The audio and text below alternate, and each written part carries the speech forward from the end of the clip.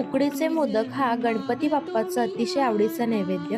हे मोदक पांढरे शुभ्र आणि मऊ होण्यासाठी योग्य प्रमाण आणि पद्धत खूप महत्वाची असते. सारण बनवण्यासाठी एका कढईत थोडं तूप घाला, त्यामध्ये खवलेला नारळ आणि किसलेला गूळ घाला. मध्यम आचेवर हे मिश्रण सतत हलवत राहा जोपर्यंत गूळ पूर्णपणे विरघळत नाही आणि मिश्रण थोडे कोरडे होत नाही. शेवटी त्यात वेलची पूड घाला आणि सारण थंड होण्यासाठी बाजूला ठेवा.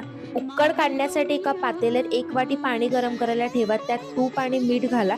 पाण्याला चांगली उकळी आली की गॅस मंद करा आणि त्यात तांदळाचे पीठ घालून चमच्याने किंवा लाटण्याने मिक्स करा. 5 मिनिटे झाकण ठेवून वाफ येऊ द्या. नंतर गॅस बंद करा.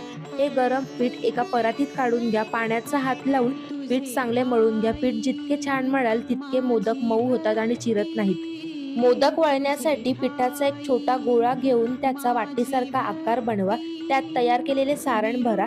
बोटाच्या साहाय्याने वाटीला कळ्या पाडा आणि वरच्या बाजूला टोक काढून मोदक बंद करा. जर केशर नसेल तर एका वाटीमध्ये फ्रेश क्रीम किंवा घरातील मलई घ्या. त्यामध्ये हळद किंवा फूड कलर घाला येलो आणि ते मिक्स करून मोदकावर सोडा. वाफवण्यासाठी स्टीमरमध्ये किंवा चाळणीला थोडे तूप लावून त्यावर मोदक ठेवा. मध्यम आचेवर 10 ते 12 मिनिटांसाठी मोदक वाफवून घ्या. केशर नसेल तर ही पद्धत नक्की ट्राय करा. मोदक दिसायलाही सुंदर दिसतात आणि चवीलाही अप्रतिम लागतात.